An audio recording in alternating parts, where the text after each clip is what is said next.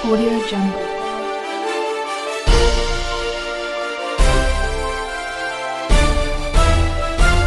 Audio Jungle.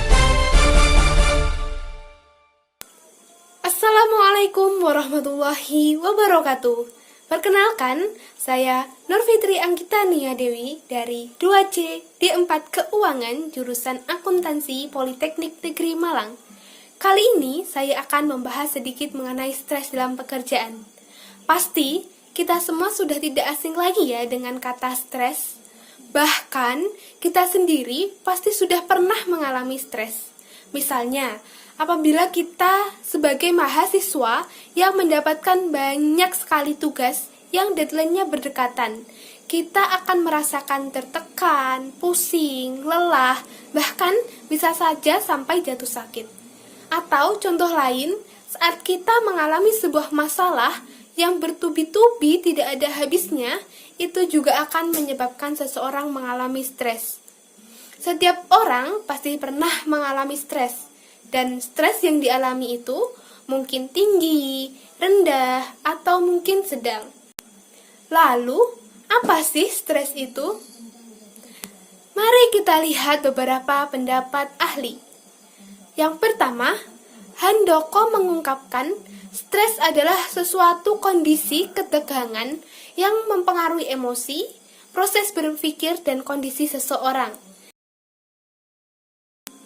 Yang selanjutnya, menurut Robbins dan Coulter, stres merupakan reaksi negatif dari orang-orang yang mengalami tekanan berlebih yang dibebankan kepada mereka akibat tuntutan, hambatan, atau peluang yang terlampau banyak. Jadi, dapat disimpulkan bahwa stres kerja adalah suatu kondisi dari interaksi manusia dengan pekerjaannya pada sesuatu berupa suatu kondisi ketegangan yang menciptakan adanya ketidakseimbangan fisik dan psikis yang mempengaruhi emosi, proses berpikir, dan kondisi seorang karyawan.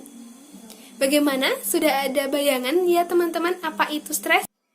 Oke, next. Mari kita membahas faktor apa saja yang dapat menyebabkan stres. Yaitu yang pertama ada faktor lingkungan. Ketidakpastian lingkungan mempengaruhi desain dari struktur suatu organisasi. Ketidakpastian itu juga mempengaruhi tingkat stres di kalangan para karyawan dalam organisasi tersebut. Dan ketidakpastian lingkungan ini dapat meliputi yang pertama, ketidakpastian ekonomis. Ketidakpastian ekonomis ini disebabkan karena perubahan dalam daur bisnis, sehingga dapat menimbulkan rasa khawatir karyawan atau pekerja. Kedua, ketidakpastian politik. Ketidakpastian politik ini disebabkan karena kondisi politik suatu negara yang tidak stabil, sehingga dapat berpengaruh ke dalam aspek kehidupan karyawan. Dan yang ketiga, ada ketidakpastian teknologis. Maksudnya di sini, dengan adanya inovasi baru yang membuat keterampilan dan pengalaman seseorang karyawan menjadi usang dalam waktu yang sangat pendek. Faktor yang kedua yaitu faktor organisasi. Banyak sekali faktor dalam organisasi yang dapat mempengaruhi timbulnya stres. Contohnya, tuntutan tugas, tuntutan peran, tuntutan hubungan antar pribadi, struktur organisasi, kepemimpinan organisasi, tingkat hidup organisasi, dan lain sebagainya.